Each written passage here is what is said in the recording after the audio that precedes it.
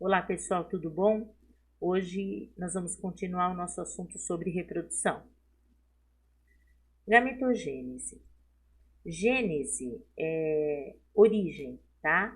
Então, gametogênese são mecanismos de produção dos gametas. Então, tem a espermatogênese, que vai originar o gameta masculino, e a ovogênese, que vai originar o gameta feminino.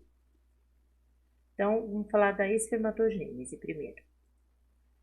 Nos testículos existem os túbulos seminíferos, e esses túbulos seminíferos, eles são revestidos por uma pele, um epitélio, né? E tem dois tipos básicos de células nesses túbulos seminíferos, que são as células de Sertoli, que vão nutrir os espermatozoides, e as células germinativas, também chamadas de espermatogônias, que vão produzir os espermatozoides. Então, aqui, olha, tem o testículo, aí esses túbulos seminíferos aqui, que aqui está aumentado, são esses túbulos seminíferos que eu falei para vocês que contém as células que vão nutrir e produzir os espermatozoides.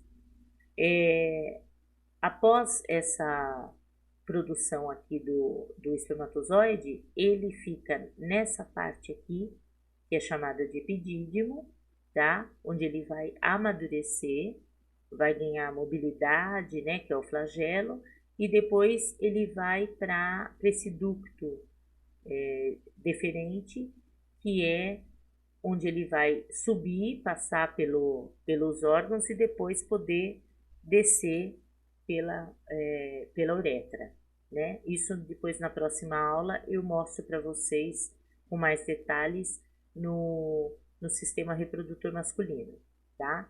Mas o que eu quero enfatizar com vocês hoje é realmente a produção do espermatozoide que está acontecendo aqui dentro do testículo. Então, aumentando aqui o túbulo seminífero, aqui mostra as células que eu comentei com vocês, células de Sertoli, que é a célula que vai nutrir o espermatozoide, as espermatogônias aqui, que vão formar os espermatozoides, e essas células de Leydig é produção de hormônio, tá? Então, elas vão produzir testosterona para ter o desenvolvimento masculino, tudo bem? As espermatogônias, elas são células diploides que sofrem mitose e vão originar novas células diploides, constituindo novas espermatogônias. Então, essas novas espermatogônias que vieram dessa mitose são chamadas de espermatócitos primários. Esse espermatócito primário, que também é 2N, ele vai sofrer meiose e vai originar dois espermatócitos secundários, né? Porque aconteceu a meiose 1, então vai formar dois espermatócitos secundários, e esses espermatócitos secundários são haploides. Os espermatócitos secundários vão originar espermátides, que também são haploides. Essas espermátides vão sofrer um processo de diferenciação, que é chamado de espermiogênese, e vão se transformar em espermatozoides, tá? Então, olha, percebe que esses dois espermatócitos secundários que surgiram a partir do espermatócito primário pela meiose 1, quando eles originam as espermátides, que também vão ser haploides, eles originaram as espermátides continuando a meiose, tá? Então, são 4 espermátides que se originaram da meiose 2 do espermatócito secundário. Aí, essa espermátide, ela só vai sofrer um processo de diferenciação. E aí, ela forma o espermatozoide, tá? No caso, 4 espermatozoides.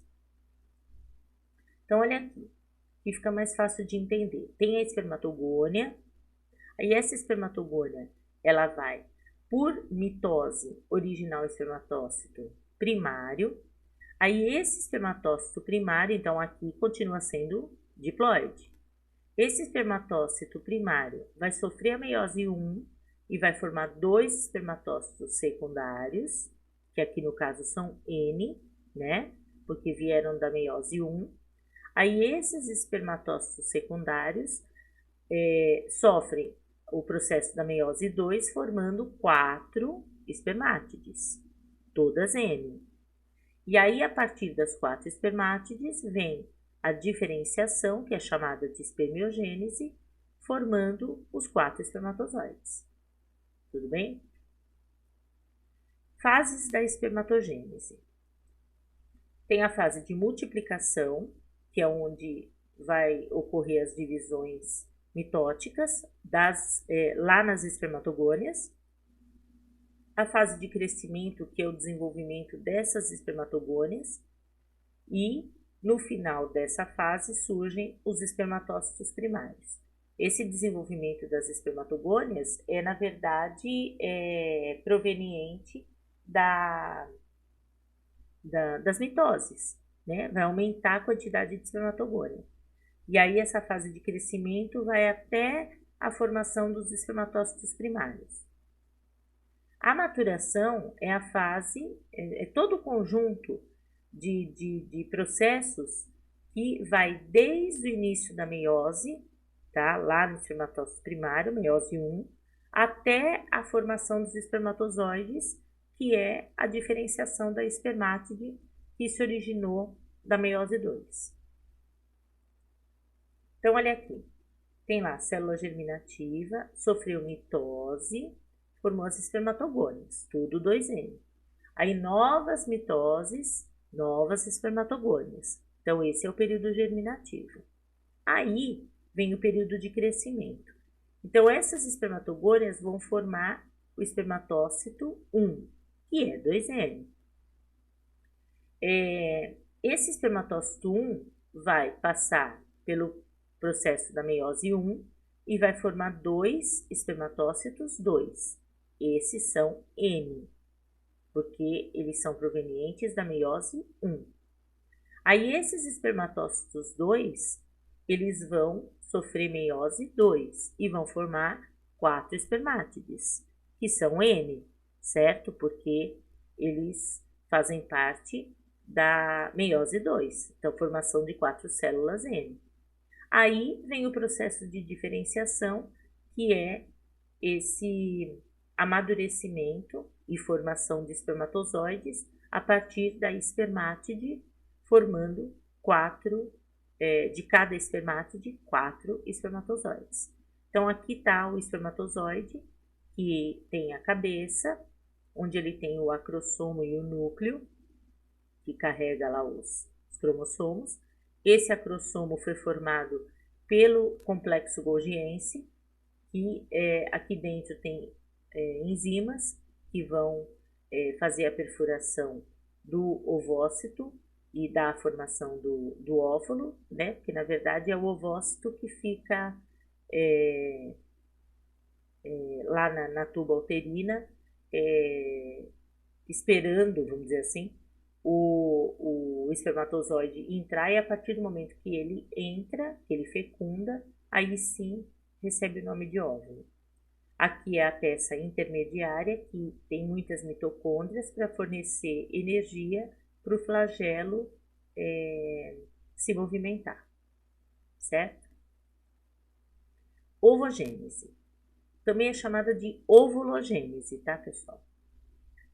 Ele é um processo que abrange a formação dos ovócitos maduros lá nas gônadas, que são os ovários. Inicia-se antes do nascimento e é completado depois da puberdade e vai continuar até a menopausa. Então, aqui, olha, o útero, aí aqui está a tuba uterina e aqui está o ovário. Então, vai acontecer, tem aqui os folículos, né? E esses folículos foram formados lá na gestação ainda, tá? Que eu vou explicar ainda melhor para vocês. Mas aí, na puberdade, né? Na fase de amadurecimento sexual da menina, vai ocorrer a liberação do ovócito secundário. E aí, esse ovócito secundário é que vai ficar aqui na tuba, esperando, como eu falei para vocês, esse espermatozoide, e caso ele ele entre nesse ovócito secundário, que seria a fecundação, aí sim ele é chamado de óvulo, tá? Então, aqui está o ovário, tem o folículo, né? Olha, vou começar a falar daqui. Tem os folículos primários, que foram formados ainda lá na gestação, aí eles vão na maturidade, né? Vai acontecer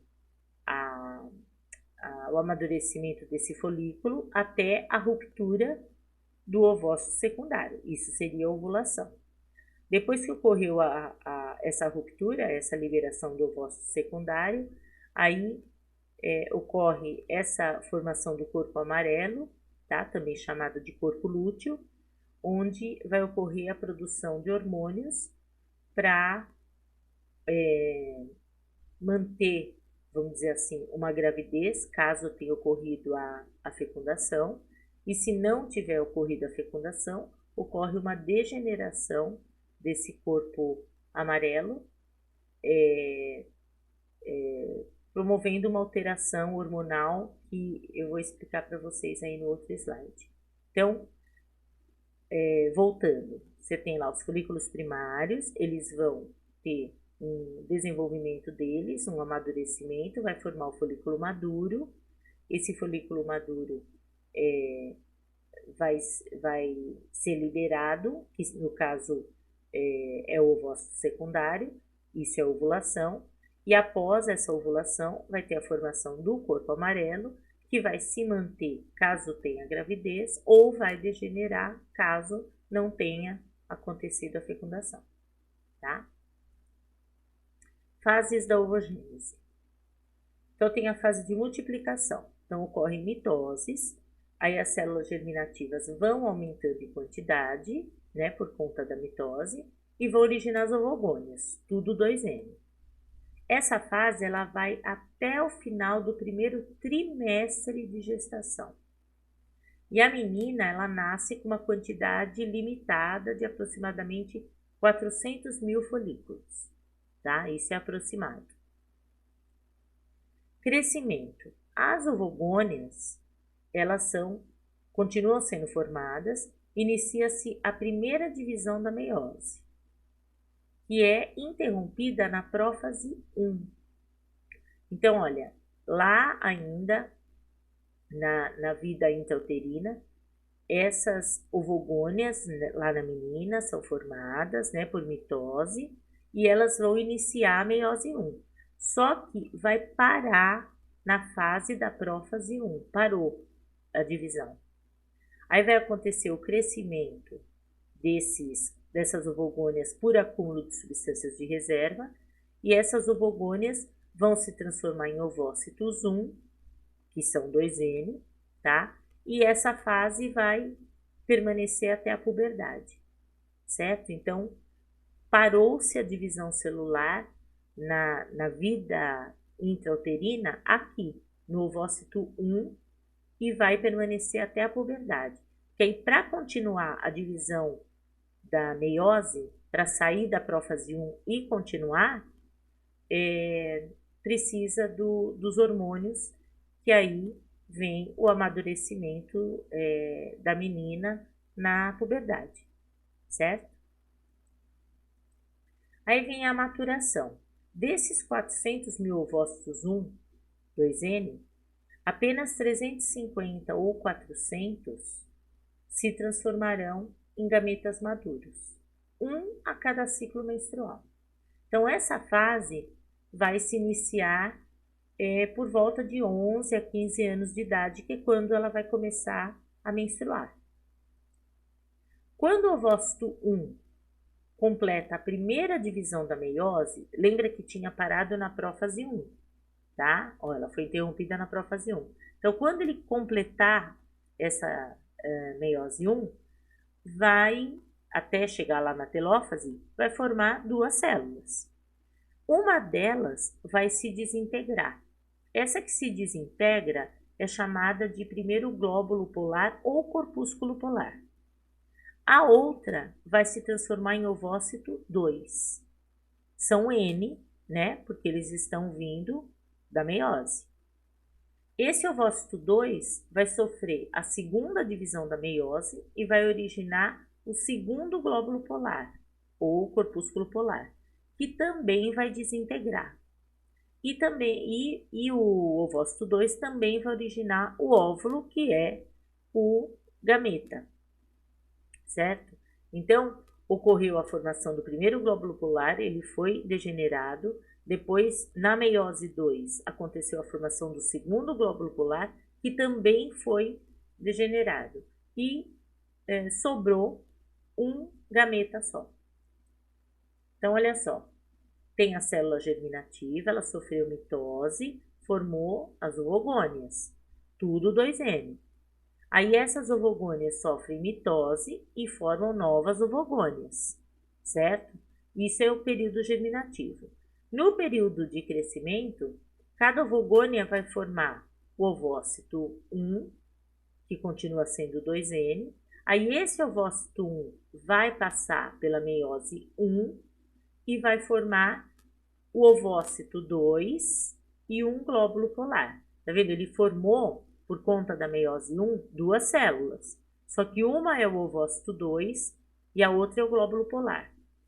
Aí, esse glóbulo polar, ele pode já se desaparecer, degenerar nesse processo e nem formar esses dois outros glóbulos polares, como ele pode formar esses dois glóbulos polares que depois vão degenerar também, tá? Então, depende do ciclo. Então, esse ovócito 2 agora, e esse glóbulo polar, vai passar pela meiose 2, formando 4 células, todas N. Só que dessas 4 células, 3 vão degenerar, né, que são os glóbulos polares, e vai permanecer uma só, que é o óvulo. Então, ó, o ovócito 2 formou um óvulo e o segundo corpúsculo polar, que vai ser degenerado. E esse primeiro glóbulo polar, ou corpúsculo polar, ele pode ou não formar esses dois outros glóbulos polares, que também vão degenerar, tá? Então, dessas 4 células formadas, uma permanece e 3 degeneram. Tudo bem? Então, vamos falar aqui das diferenças entre a espermatogênese e a ovogênese. A espermatogênese, ela é um processo contínuo, enquanto a ovulogênese, ela está relacionada ao ciclo reprodutivo da mulher, certo? Então, a espermatogênese, ela não precisa do processo lá de amadurecimento na puberdade. Ela acontece na puberdade direto, faz todas essas divisões. Diferente da menina que começou na vida intrauterina e só vai continuar essa divisão por conta da puberdade pela ação hormonal. Na espermatogênese, cada espermatogônia vai produzir 4 espermatozoides. Na ovogênese, cada ovogônia vai dar origem a apenas um ovócito e células inviáveis, que são os glóbulos polares que degeneram. A produção de gametas masculinos é um processo contínuo até a velhice, enquanto que a produção de gametas femininos, ela cessa quando chegar a menopausa. O espermatozoide é uma célula pequena e móvel, enquanto que o ovócito é uma célula grande e sem mobilidade. Quanto à constituição cromossômica, são 2 tipos de espermatozoide. Então, tem o espermatozoide 23X, que ele tem 23 cromossomos, e o cromossomo sexual que ele carrega é o X. E tem o espermatozoide 23Y, que ele tem 23 cromossomos, e o cromossomo sexual que ele carrega é o Y. No caso da mulher, ela só tem um tipo de gameta, que é o 23X. Ela carrega 23 cromossomos, e o cromossomo sexual que ela carrega em todos os gametas dela é o X, tá? Hormônios relacionados à reprodução. Os hormônios, eles determinam as características físicas que distinguem homens e mulheres. induzem a formação dos gametas e promovem os impulsos sexuais. Promovem as modificações que ocorrem no organismo feminino durante a gravidez e também na amamentação. Gonadotrofinas. Gente, gonadotrofinas são hormônios hipofisários, tá? Então, eles são produzidos na hipófise, mas são hormônios relacionados à reprodução. É o FSH e o LH. O FSH é o hormônio folículo estimulante e o LH é o hormônio luteinizante. Nos meninos, o FSH e o LH, que são produzidos na hipófise, eles vão agir nos testículos e vai estimular a produção de testosterona através das células de Leydig, que eu mostrei para vocês lá na frente, e estimula a produção de espermatozoide, certo? Então, esses dois hormônios vão promover essa produção de testosterona que vai fazer com que ocorra a produção de espermatozoide. Então, olha aqui. Eu coloquei esse slide para mostrar para vocês a posição da pituitária. Pituitária é a hipófise, tá? É o outro nome da hipófise. A localização dela aqui no cérebro, que ela fica aqui bem no centro, certo? Então, vamos lá. Esses são os hormônios gonadotróficos, né? Que são produzidos pela hipófise. O FSH, que é o folículo estimulante, e o LH, que é o luteinizante. Então, o FSH, na mulher, ele vai agir nos ovários e vai promover a ovogênese, que é a formação dos ovócitos 2. No homem, o FSH vai agir nos testículos, promovendo a espermatogênese, que é a produção de espermatozoide. O LH, ele vai induzir a formação de testosterona, lá pelas células de Leydig nos testículos, e vai estimular o corpo lúteo, lá na mulher, para produzir estrógeno e progesterona, principalmente progesterona, para manter o endométrio, que é a camada interna do útero, certo?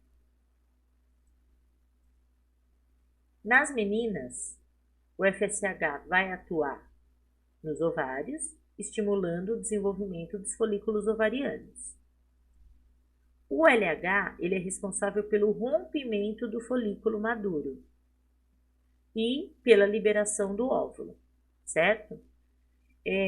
O LH também vai atuar transformando o folículo rompido em corpo amarelo, que eu mostrei para vocês, que também é chamado de corpo lúteo.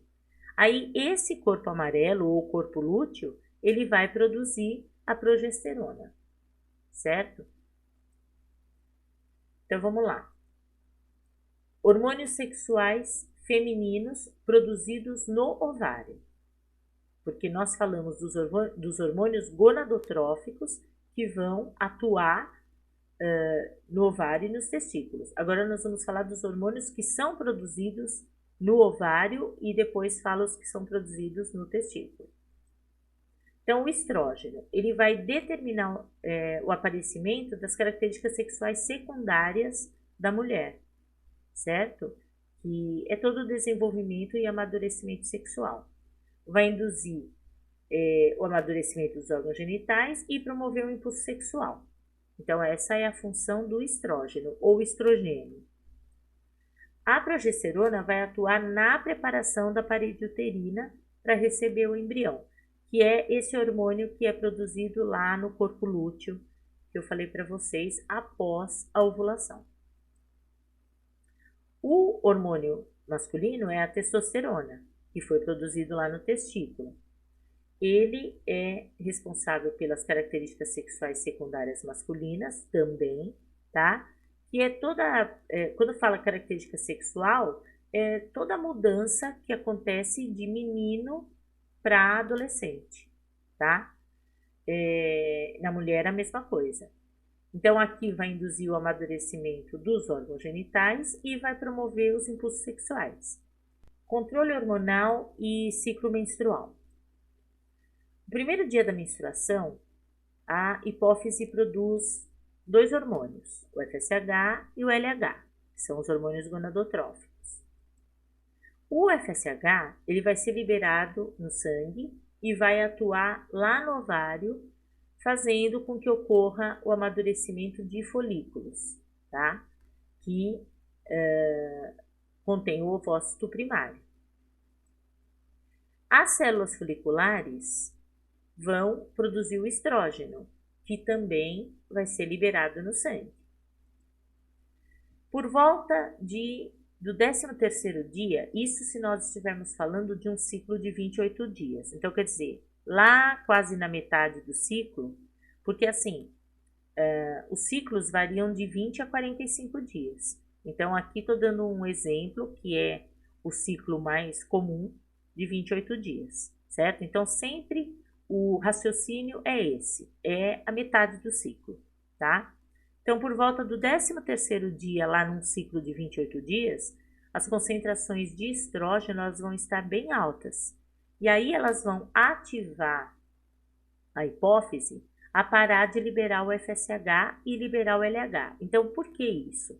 Porque se o estrógeno já está numa concentração alta, então tem que ocorrer um feedback, tá, para a hipófise parar de liberar o FSH, porque é ela que induz a formação de estrógeno. Então, se já tem muito, tem que parar a liberação de FSH para ocorrer agora a liberação de LH, que vai estimular a liberação do ovócito, que no caso é a ovulação, certo?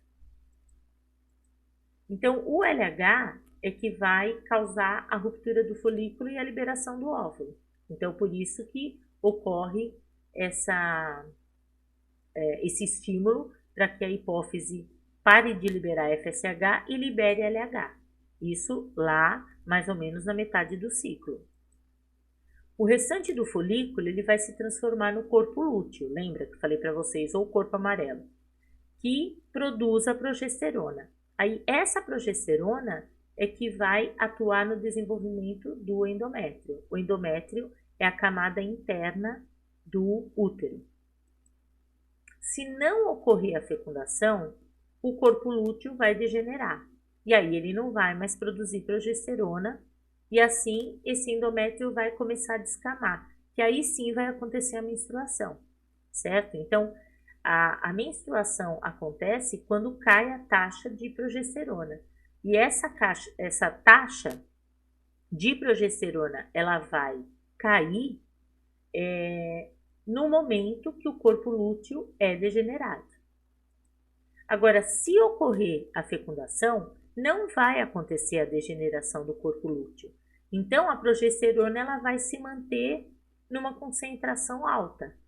Para quê? Para manter o endométrio, que é a camada interna do útero, onde vai acontecer a nidação, que é o implante ali do embrião, certo? Ele vai ficar grudado nesse endométrio. Então, por isso que tem que ter uma concentração alta de progesterona para manter esse endométrio, certo? E não ocorrer a menstruação, né? Então, assim, olha, vamos lá. A hipófise, aí tem lá o FSH e o LH. Então, esse aqui, vamos contar aqui um ciclo de 28 dias. Então, aqui metade do ciclo, né? Então, mais ou menos lá no dia 13, ó, tá acontecendo a liberação do FSH, né? E o estrógeno aqui foi aumentando, tá vendo? Por estímulo do FSH. Então, tem que pensar aqui junto, certo? Agora, chegando lá no dia 13, ali quase na metade do ciclo, tem que acontecer a ovulação. Então, acontece o que eu falei para vocês, um feedback. Por quê? Porque o estrógeno está muito alto, então ocorre um estímulo para a hipófise, para ela parar de liberar o FSH, tá? Então, ele estava alto aqui, ele vai cair, e ocorrer a liberação do LH. Aí, esse LH aumentando, ele vai fazer com que ocorra a ovulação. Então, aqui, olha, O estrógeno estava mantendo esse folículo aqui em crescimento, o amadurecimento do folículo. Só que é o LH que vai fazer com que ocorra a ovulação. A partir do momento que ocorreu a ovulação, essa parte que sobra aqui é chamada de corpo lúteo ou corpo amarelo, certo? Então, esse corpo amarelo é que vai aumentar a taxa de progesterona. Olha, então essa progesterona aqui estando alta, é ela que está mantendo, olha o endométrio, é ela que está mantendo esse endométrio alto, tá? Essa formação do endométrio, que ele veio se formando aqui, ó, começou o ciclo a partir aqui do primeiro dia, foi crescendo essa camada do endométrio, né? E é essa progesterona que vai manter essa camada alta. Agora, isso, se acontecer a fecundação, não vai acontecer essa degeneração e essa progesterona vai se manter alta. Agora, não acontecendo a fecundação, como eu falei para vocês, esse corpo lúteo vai degenerar. E ele degenerando, cai a taxa de progesterona. E a partir do momento que cai a taxa de progesterona, esse endométrio vai descamar e ela vai menstruar, que já está chegando aqui, olha, no final do ciclo e ela vai menstruar novamente, certo? Então, aqui dá para vocês entenderem a relação que tem desses hormônios hipofisários com os hormônios aqui ovarianos, né, que é o estrógeno e a progesterona, e todo o desenvolvimento que acontece do folículo até a ovulação e a permanência ou não do corpo lúteo, que vai depender se houve fecundação ou não. E aí, a partir disso, terá menstruação ou não, certo?